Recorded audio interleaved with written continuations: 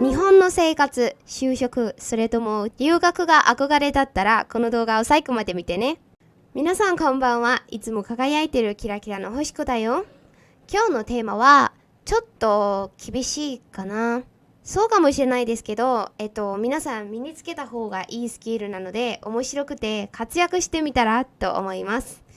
日本の会社に入るとしたら、ほうれん草の意味、目的、しないと起こること、そして気をつけた方がいいポイントなどを知った方がいいですね。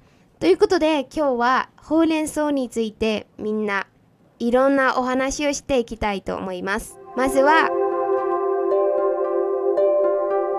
ほうれん草の意味から始めましょうかね。漢字を細かく分けてみるとね、最初の方は報告。これは進捗状況。進捗状況っていうのはプログレスですね。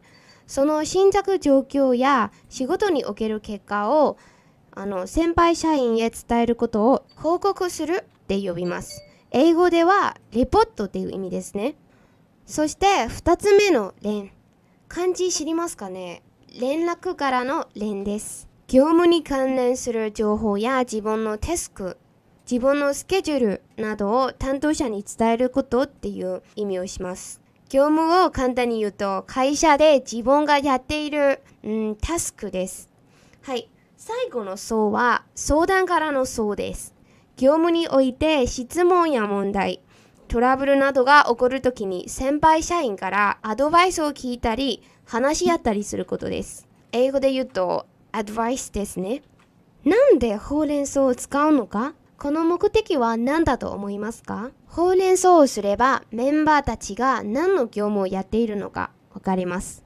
それからメンバー一人一人はどんなタスクを行えば会社のため効率なアップになるのかをわかります。でもね、その担当者がほうれん草をしっかり手掛けることが大事ですね。あとはもう重要な目的があります。ほうれん草を行えばどんな問題発生しているのか分かって問題解決スピードも速くなります。問題解決っていうのは問題を考えて必要な答えを出すっていうように使います。私もその重要な点を知った後にほうれん草がビジネスに必要なのかなってだんだん分かるようになりました。はい、次はほうれん草をしないと何が起こりますかっていう質問です。私と一緒に考えましょうかね。もちろん上司やリーダーなどが部下が何をやっているのかわからなくなります。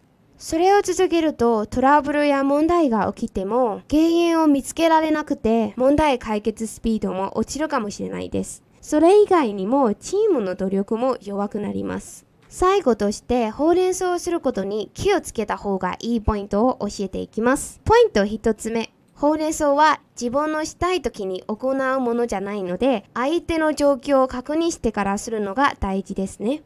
ポイント2つ目。私が思うには、噂によると、絶対何々だと思います。そんな内容のように自分の感情を交えてほうれん草をしないことに気をつけてください。ポイントの3つ目。ほうれん草は誰にでもいいわけじゃないです。社員によって役割が異なるためですね。だからほうれん草をする前に誰にするか間違えないようにすることが大事なんです。最後のポイントは言葉に気をつけることです。敬語の使い分けには気をつけて略語とか使わないで先輩や上司に対して正しい言葉を使うべきです。